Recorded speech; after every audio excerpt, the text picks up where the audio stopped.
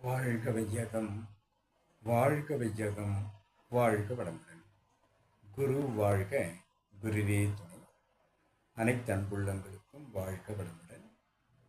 அருள்நிதி பேராசிரியர் அன்பழகன் திருவண்ணாமலை அனைவருக்கும் வாழ்க வளமுடன் என்ற வாழ்த்துதலை கூறி இன்றைய சிந்தனைக்கு நாம் செல்லலாம்.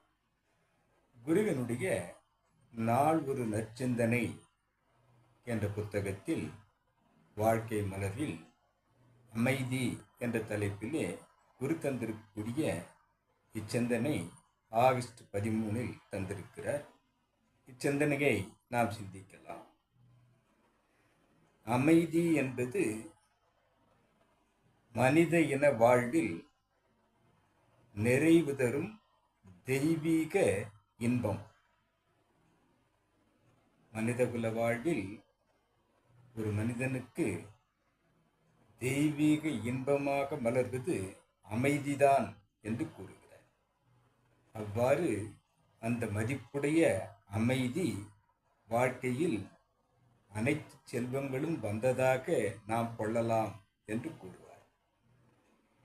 பேரறிஞர்கள் அமைதி காக்க தங்களுடைய வாழ்க்கையை அர்ப்பணித்திருக்கிறார்கள். அவருடைய ஆற்றல் முழுவதும் உலக அமைதிக்காக செலவு செய்து கொண்டிருக்கிறார்கள் என்பதை நாம் கருத்தில் கொள்ள வேண்டும். உலகை உற்று நோக்கும் போது தற்போது இன்று உள்ள நிலையை உற்று பார்த்தால் உலகம் முழுவதும் பிணக்கு, அச்சம், பகை, போர் என்பதாக உலகம் முழுவதும் இந்நிலை நீடித்து கொண்டிருக்கிறது. இதை மாற்றித்தான் ஆக வேண்டும். அமைதிக்கு மாற்ற என்ன செய்யலாம் என்று பார்த்தால் அறிஞர்கள் பொறுப்பேற்க வேண்டும். அந்த அறிஞர்கள் யாரெல்லாம் என்பதை குரு அவர்கள் நமக்கு இனம் காட்டுகிறார். சிந்தனையாளர்கள், எழுத்துலக மேதைகள், மத தலைவர்கள், அரசியல் தலைவர்கள், கல்வி பொறுப்பாளர்கள், சமுதாய நலம் விழையும் செல்வந்தர்கள்.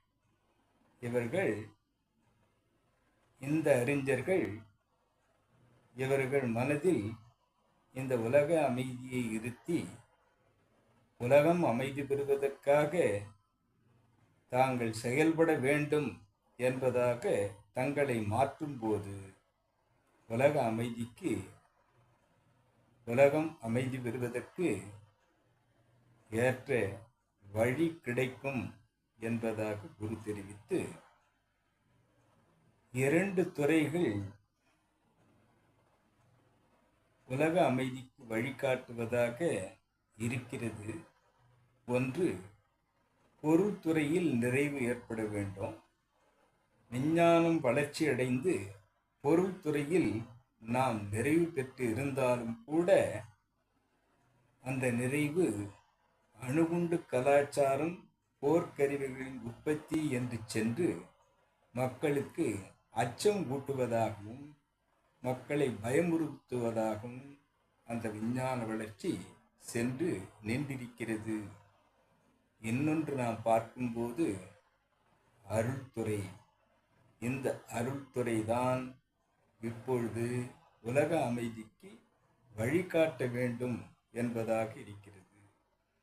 அனைவரையும் அருள்துறைக்கு ஆன்மீகம் நோக்கி அனைவரையும் மாற்றி தனிமனித அமைதி, குடும்ப அமைதி, சுற்றத்தார் அமைதி, சமூக அமைதி, உலக அமைதி என்று மாற்றினால் உலகம் அமைதி பூங்காவாக விளங்கும் என்பதை குரு அவர்கள் இச்சிந்தனையில் நமக்கு வழங்கியிருக்கிறார்.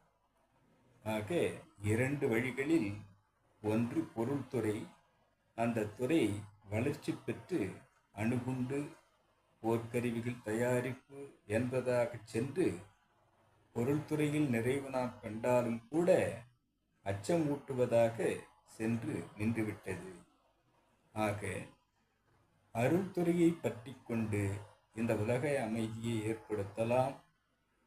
அது ஒரு வழிகாட்டியாகத்தான் இருக்கிறது.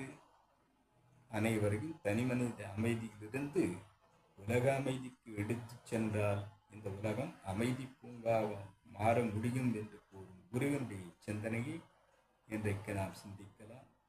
இதுகாரும் செவிப்படுத்த அனைத்து அன்புள்ளங்களுக்கும் இச்சிந்தனையை என்னுள் ஏற்படுத்திய இறைநிலைக்கும் குருநிலைக்கும் நன்றி நன்றி நன்றி. வாழ்க வளமுடன் என வாழ்த்தி நிறைவு செய்கிறேன். வாழ்க வளமுடன்.